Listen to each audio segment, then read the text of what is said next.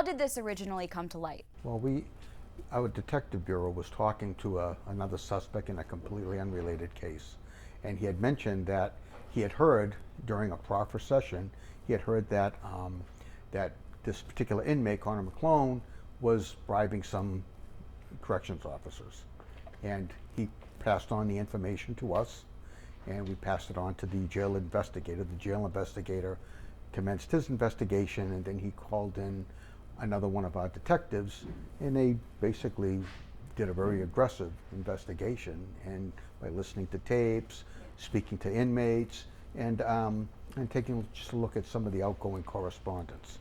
And they were able to identify one person particularly very quickly as perhaps maybe being compromised or accepting something from this inmate.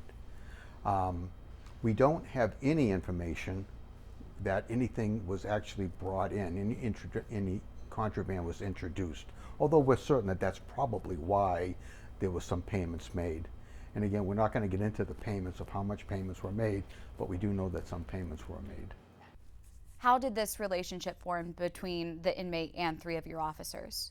Well, they were there 18 months, and I believe that Mr. McClone was there also during that time.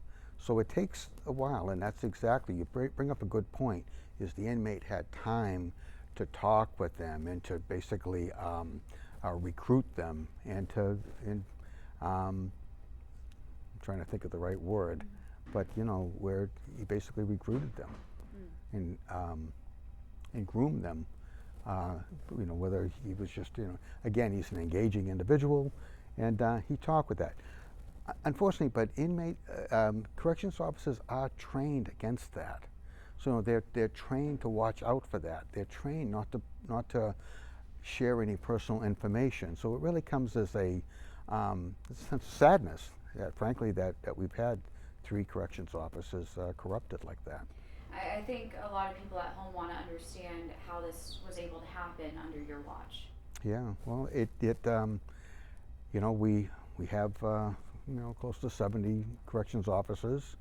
We have probably 20 vacancies, and it's very difficult to be a corrections officer. So how it happened under my watch? Well, we recruit from the human race. When people have flaws, and unfortunately, we did our background check. We provided them with the training.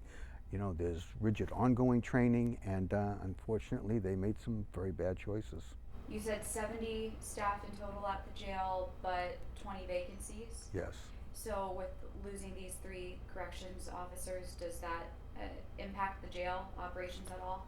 No, actually, well, they resigned a few months ago. So I mean, it took a while for the case to be presented and to get the grand jury back. So okay. We've already absorbed that loss. So that's actually a good clarifier for me. So I wanted to understand, the incidents came to light in April, yes. right? Yes. So that's when you learned of it happening, or that's when they happened?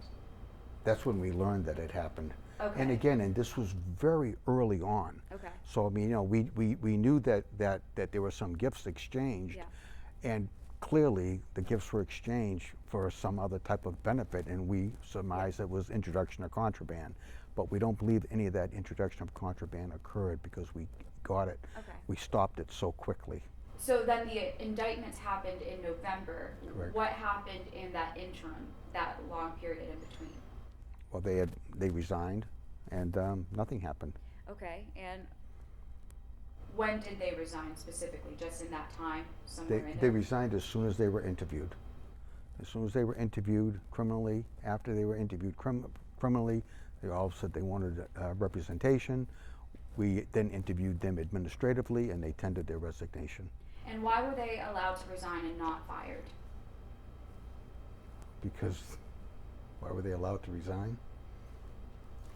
I don't know, I guess I can't stop somebody from resigning. Because it's that timeline. Yeah, it was timeline. We called them in. We were going to told them they were under investigation, and they resigned. Would you have fired them? Absolutely. Okay.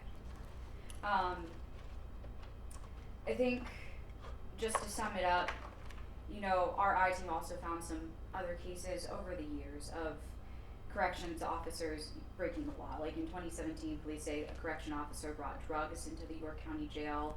There was another lawsuit in 2018 regarding sexual abuse of an inmate. Do you see this insubordination as a perpetual problem? Well, no, I don't. I think each one of those cases that you're talking about, the York County Sheriff's Office, we found out about that and we proactively investigated that. I mean, it's not like all of a sudden somebody surprised us with, "Wow, this is going on." We learned about it, we took the appropriate actions, and the people are held accountable. So, how do you hope to? This is my final question. How do you hope to prevent this from happening again in the future? Well, we have our ongoing training, and I think that, now that this has happened, now we have some real life examples of how people can get compromised and how people can get recruited and groomed. And nothing hits home more than saying that, hey, this actually happened. This happened here. It's much more effective for training purposes than looking at it in a book.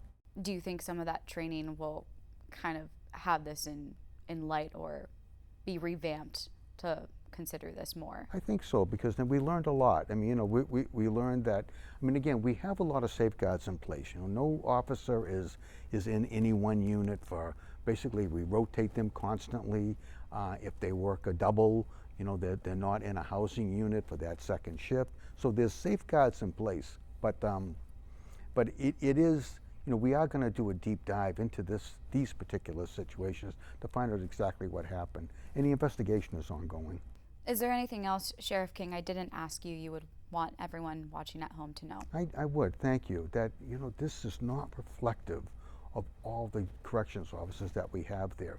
These are dedicated professionals with an extremely difficult job. So the poor choices by these three individuals is not reflective of the professionalism and the integrity that they all have.